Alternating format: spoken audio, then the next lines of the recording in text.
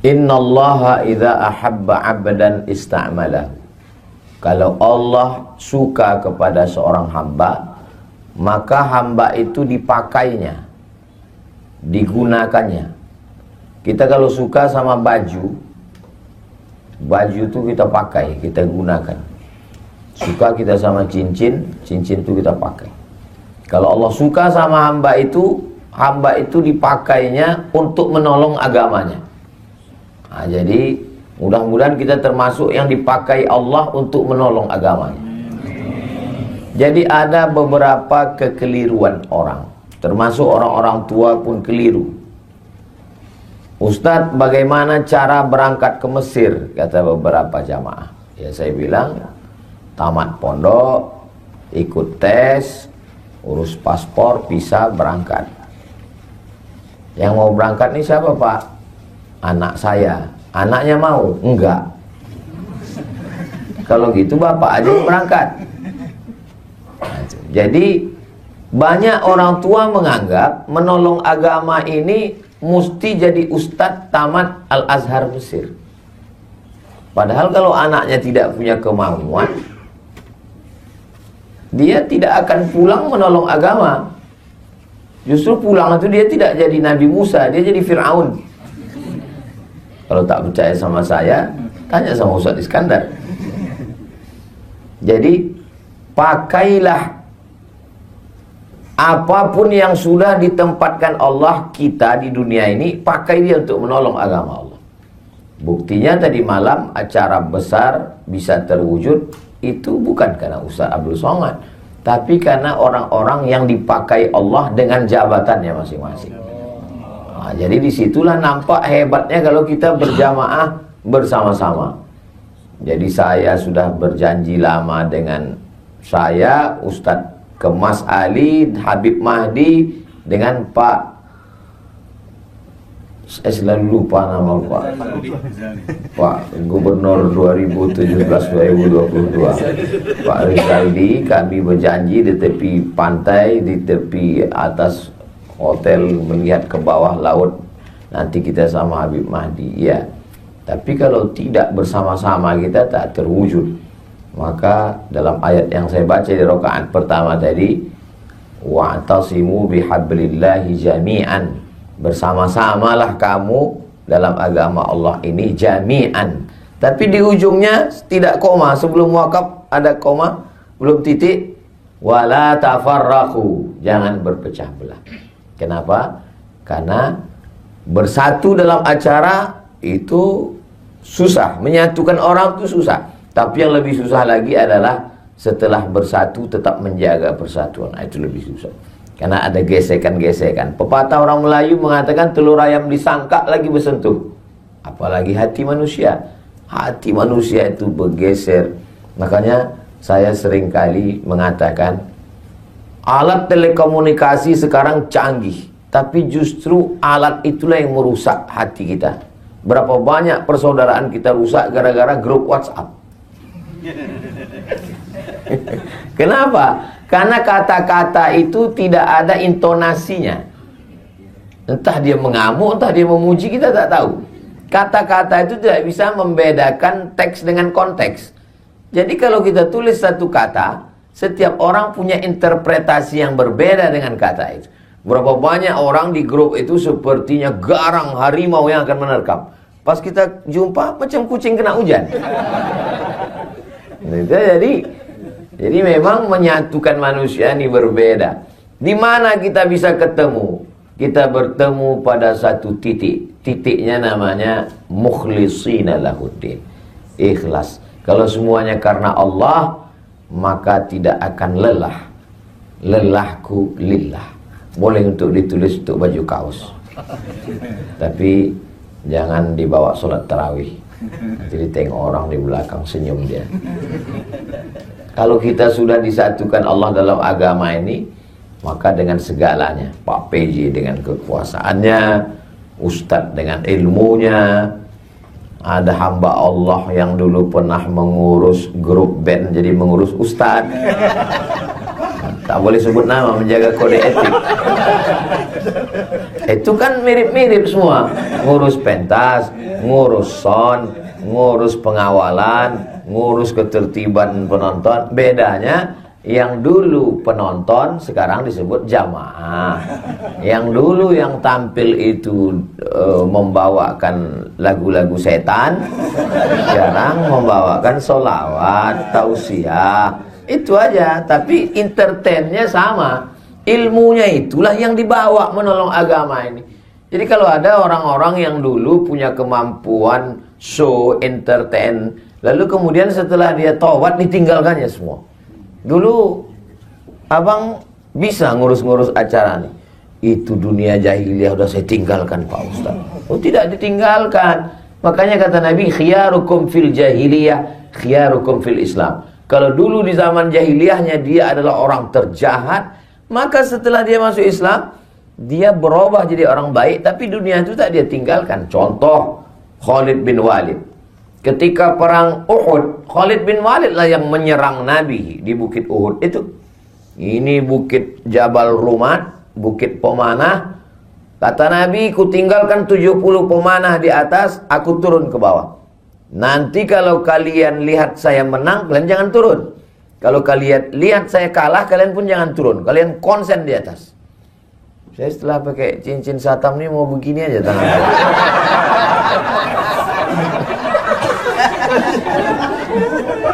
Rupanya pasukan Nabi menang di bawah. Mereka tak tahan melihat harta rampasan perang, turun mereka. Begitu turun pasukan pemanah dari atas, datang pasukan Khalid bin Walid dari belakang. Kalah pasukan Nabi. Tapi setelah Khalid bin Walid masuk Islam, dia tidak baca Yasin di masjid. Dia tidak hanya duduk berzikir, dia tetap menjadi panglima perang. Bedanya, dulu menyerang Nabi, sekarang membela Nabi. Jadi sekarang banyak fenomena hijrah, pengusaha bertaubat, setelah habis itu duduk di masjid. Pas ditanya, gimana ruko bapak, gimana kebun sawit bapak, gimana bisnis bapak, gimana tambang bapak? Sudah saya tinggalkan semua Pak. Saya mau mati. Ya kalau mati kok tidak? Saya banyak ketemu orang mau resign. Saya mau resign nih Pak Ustaz. Orang kalau ngomong jangan patah, biarkan dia habis ngomong. Setelah habis dia bilang selesai semua, lalu saya tanya, kalau bapak resign, keluar dari kantor, keluar dari BUMN, keluar dari ASN, siapa yang duduk di kursi bapak tinggalkan itu?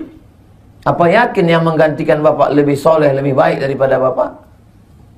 Enggak ada Pak Ustaz, setengah setan yang menggantikan. Berarti bapak membiarkan amanah ini diambil orang. Iya Pak Ustaz, tapi saya tak tahan duit-duit haram ini. Kasih ke saya. Jadi banyak orang berpikir yang dipikirkannya dirinya aja sendiri. Padahal kalau segenggam kekuasaan itu di tangannya, banyak yang bisa dia lakukan. Jadi kalau ada orang berpikir yang penting saya sholat subuh, yang penting saya puasa Senin Kamis, yang penting saya tahajud malam, yang penting saya berzikir. Kalau begitulah cara berpikir, takkan merdeka Palestina oleh Salahuddin Al-Ayyubi. Tidak akan menang umat Islam melawan Konstantin oleh Muhammad Al-Fatih. Takkan menang Islam berkuasa di Spanyol oleh menjebol Selat Gibraltar oleh Jabal Tariq. Kenapa? Egois, berpikir diri sendiri. Nabi ketika menerima wahyu, Iqra bismi rabbikal ladzi khalaq, khalaqal insana min 'alaqin, Iqra wa rabbukal akramul ladzi 'allama bil qalam, 'allamal insana ma lam ya'lam, di atas Jabal Nur. Apakah ketika itu dia hanya baca Quran? Tidak. Setelah menerima wahyu dia turun ke bawah, jumpa dengan Abu Jahal, jumpa dengan Abu Lahab, berinteraksi sosial dengan manusia. Nah sekarang banyak orang kalau bertobat ke masjid, menegur kita pun dianggapnya kita setengah setan. Padahal kita adalah masih lagi di dunia, masih kita berjuang. Jadi paling tidak menolong agama Allah ini ada 5 manusia. Yang pertama adalah orang yang bisa menggunakan telunjuknya. Kalau ditunjuknya jalan berlobang, langsung licin beraspal. Kalau ditunjuknya acara, langsung jadi. Beda sama saya. Saya tunjuk beberapa jalan sampai sekarang belum aspal. Karena saya tak ada kekuasaan. Orang-orang yang punya kekuasaan ini dipakai untuk menolong agama Allah, luar biasa. Tunjuk jalan, berdiri pondok pesantren. Tunjuk lagi tanah, berdiri Islamic Center. Tunjuk lagi, berdiri tahfiz Quran. Tunjuk lagi, keluar perda, perbub, pergub, madrasah diniyah. Tunjuk lagi, berdirilah lembaga-lembaga, Badan Amil Zakat Nasional, Bank Muamalat, LPTQ, Lembaga Pengembangan Tilawatil Quran, Badan Wakaf Indonesia. Itu kan atas persetujuan telunjuk. Itu tak selesai dengan ceramah. Itu tidak selesai dengan tabligh akbar. Tabligh akbar itu hanya permulaan start untuk berbuat. Kenapa? Opini publik dipengaruhi dengan tabligh akbar. Betapa dulu terjadi perubahan. Dulu masih saya ingat tahun-tahun 90-an, zaman saya SMP. Itu dulu anggota dewan kalau mau kampanye ngundang penyanyi dangdut. Sekarang terjadi perubahan, ustadz ceramah. Terlepas dari plus minusnya, bahwa terjadi ada perubahan opini publik. Apa maknanya? Publik sudah berubah. Akibat apa itu? Banyaknya tabligh akbar, pengajian. Maka orang-orang yang punya telunjuk, maka di ujung telunjuknya bisa dipakai untuk menolong agama Allah Subhanahu wa ta'ala. Jadi saya subuh ini semangat nih karena banyak orang yang bertelunjuk yang bisa pakai. Nah, tapi kalau udah di depan saya orang-orang yang pensiun, pernah saya diundang ke acara. Itu saya tak terlalu semangat. Saya ceritanya bagaimana menghadapi sakratul maut. Tapi ucapan saya. Kenapa? Karena saya suka kali kalau saya jumpa sama orang, saya katakan bahwa semua ini berakhir, tapi kita mau meninggalkan sesuatu. Sampai saya di Kairo tahun 2017. Setelah pulang 2002 saya tak pernah ke Mesir lagi.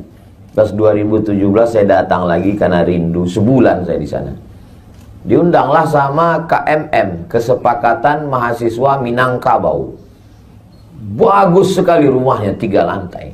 Di bawah tuh basement, lantai 1, lantai 2, lantai 3, atap lapang. Kanan, kiri, kamar, besar rumah bisa berkumpul. Saya bilang bagus sekali rumah kalian ini. Ini Pak Gubernur kami yang belikan Pak Ustadz. Udah berhenti dia dengan satu tanda tangan. Mengalir berapa banyak orang yang akan belajar sampai hari kiamat hanya dengan satu tanda tangan. Lalu kemudian saya jumpa dengan beberapa sahabat-sahabat yang dekat. Saya bilang, bagusnya Pak, kalau kita tidak ulama tapi kita bisa dapat amal jariah, Bapak kirimlah ini anak-anak yang tercerdas, terpintar, buat tes, berangkatkan. Kemarin datang dia ke rumah menyambut bulan puasa. Alhamdulillah Ustaz Somad, sudah kita kirim 10 ke Mesir. Masya Allah. Makannya Pak, saya tanggung.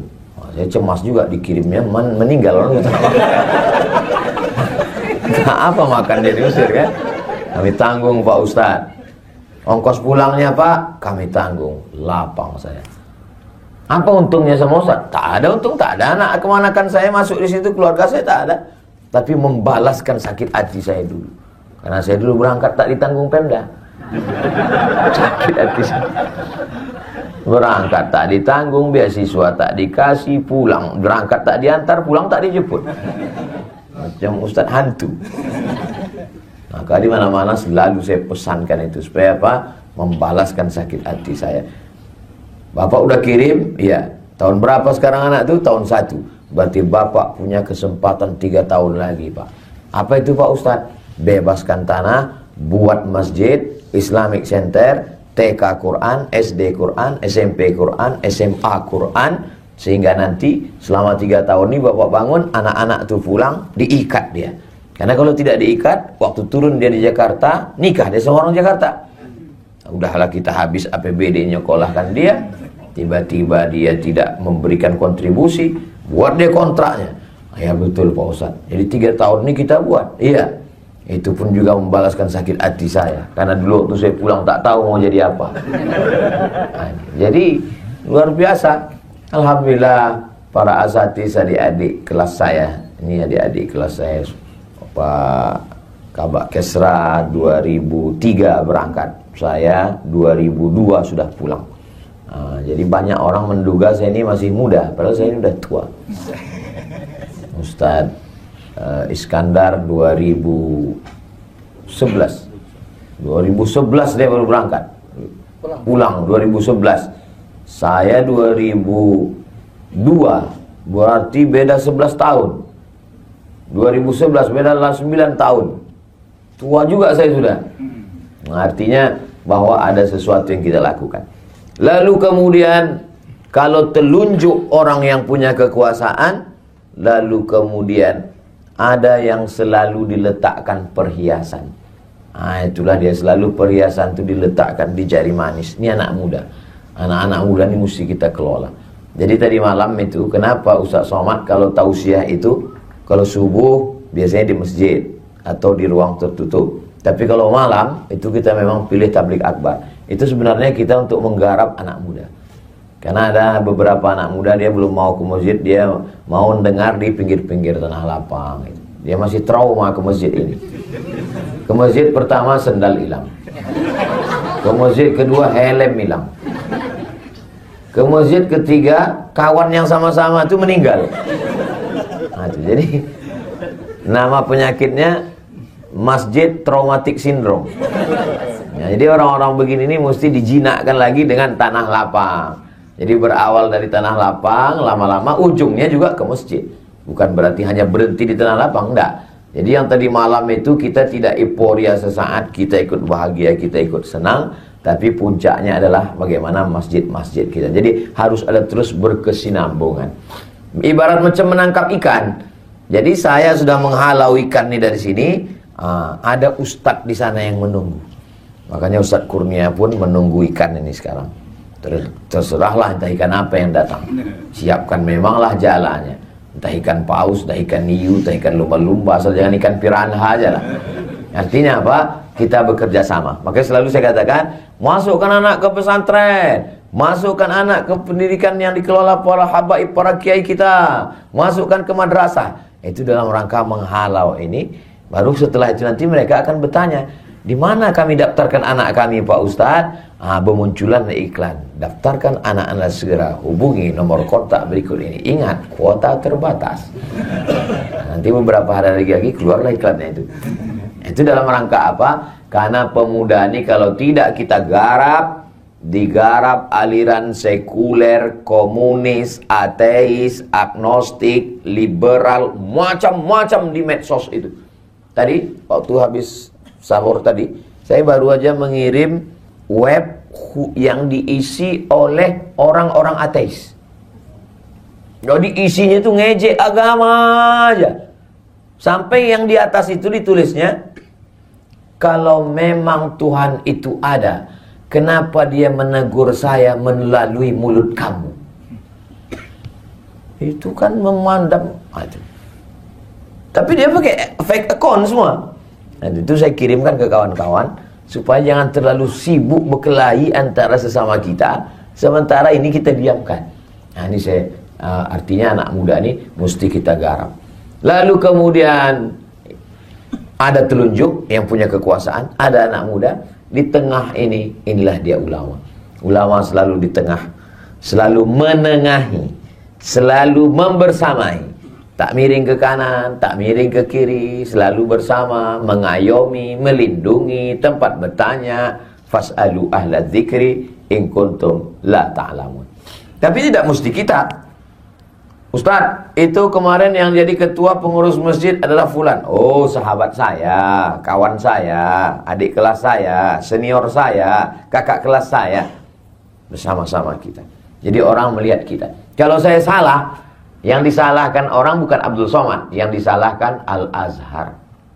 Yang disalahkan orang adalah semua kena. Ustadz Iskandar kena, Ustadz Kurnia pun kena. Itu kan kakak kelas kau itu kan, kata dia. Ustadz Kurnia kenal dengan Ustadz Somad? Oh, kakak kelas saya. Oh ya, dulu memang pernah, tapi sekarang udah lama tak jumpa. Alhamdulillah. Mudah-mudahan kita istiqomah insyaallah. Karena kita sudah membawa Islam, sudah membawa Quran, membawa hadis Nabi. Jadi tidak hanya sekedar membawa personal nama kita. Saya dikasih tahu tadi sampai 5.30 setengah 6. Terasa juga dia jam itu dah dekat. Telunjuk ulama, anak muda, kelingking ni jangan disepelekan. Walaupun dia kecil, kalau tak ada dia cemana mengorek upil. Kalau tak ada dia cemana mengorek telinga. Gatal lubang telinga kita, takkan mungkin pakai jempol. Besar betul lah lubang telinga. Artinya apa? Memang ada orang-orang kecil, tapi jangan lupa, boleh jadi azab Allah itu tidak turun karena yang kecil-kecil ini. Orang kecil itu lebih ikhlas. Orang kecil itu lebih tulus. Orang kecil itu lebih dekat kepada Allah. Kenapa? Rahmat Allah itu turun di hati yang hancur berkeping. Boleh untuk update status besok pagi. Kalau tahu ada adik-adik yang hatinya hancur berkeping. Kenapa kadang hidup kita itu dibuat Allah hancur babak belur, berkeping macam kaca jatuh ke batu? Karena di saat itulah sujud kita lebih lama. Karena di saat itulah air mata kita menetes. Kalau kita di atas awan, bangsawan, bangsa yang hidup di atas awan, kita mungkin angkuh dan sombong. Tapi kalau kita sudah jatuh terjerembab, saat kita berteriak, tak ada lagi manusia mau mendengar kita, berbisiklah ke tanah. Malaikat-malaikat di langit akan mengaminkan doa kita. Saya sejak di Belitung ini puitis pula sekarang. Nah, maka orang-orang kecil sepele ini jangan disia-siakan. Masya Allah, tabarakallah. Kemarin Ustadz kita berbuka bersama 16.000 porsi. Terbayanglah itu berapa duit. Dari mana itu datang? Bahkan sampai ada LSM yang mempertanyakan ini datang dari mana.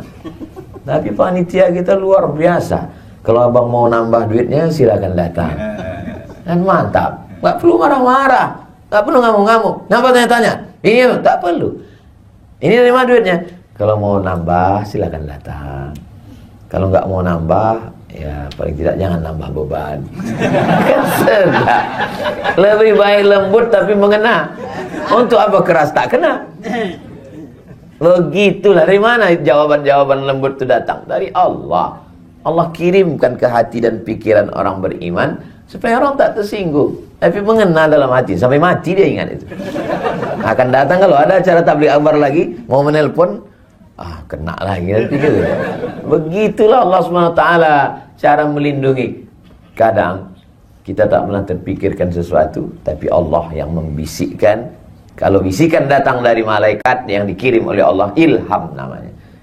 Kalau bisikan yang datang dari setan, waswasah namanya. Lil insani lammatani. Manusia itu punya bisikan. Datang dari setan, datang dari malaikat. Kalau kita berwudu, kita beristighfar, kita sholat sunat, kita istiqomah, datang bisikan-bisikan yang kadang tak terlintas di hati dan pikiran kita. Begitu juga kalau kita jahat, kita buat dosa, datang juga bisikan-bisikan untuk buat dosa yang tak terlintas di hati pendosa sekalipun. Ada aja ide-idemu untuk buat dosa itu yang tak terpikirkan orang. Jadi kalau bapak ibu melihat ada orang, heran, dia kalau mau buat dosa ini ada aja idenya Pak Ustaz. Berarti memang kawan-kawan setan, satu geng dia. Yang punya telunjuk sudah, yang penengah sudah, anak muda sudah, orang kecil sudah. Ada orang-orang yang perlu selalu diberikan pujian. Wah, ini mak-mak garis keras. Mereka ini gerakannya luar biasa, selalu siap. Ibu bawa makanan, siapkan jamaah, siap katanya. Tapi mesti sering, masih dikasih gini, mantap. Support luar biasa. Perempuan itu dia ingin mendengarkan kata-kata pujian. Makanya Nabi menggunakan itu. Apa kata Nabi kepada Sayyidatuna Aisyah? Ya Humaira, wahai engkau yang kulitnya putih, kalau kena cahaya matahari kemerah-merahan. Jadi terngiang itu di telinga. Boleh Pak Ustaz, istri saya panggil wahai orang yang kulitnya putih, kena cahaya cahaya matahari kemerah. Apa pula salahnya? Pulang dari sini nanti panggil, ya Humaira. Tapi kalau bisa sesudah berbuka. Kalau jam 2, jam 1 ya Humaira, kau ngejek aku ya kata dia. Janganlah terlalu jujur. Ini terlalu jujur balik. Ya Hajar Aswad. Ngawur lah dia. Jadi kita memang harus selalu memberikan kata-kata yang baik, mengangkat hati, perasaan, mensupport, memberikan. Kita pun terasa itu. Kadang ada orang-orang, tapi jangan terlalu berlebihan. Dia macam garam juga itu. Kalau pas dia penempatan garamnya itu pas dia enak. Tapi kalau terlalu berlebihan, asam, apa kita pusing kepala kita mendengar pujian-pujian. Makanya kata Nabi, kalau orang terlampau memuji, ambillah pasir dan hembuskan ke wajahnya. Nah, jadi kita pun siapkan, letakkan pasir. Kalau ada orang terlampau memuji, kenapa bapak gini kan banyak kali bercerita.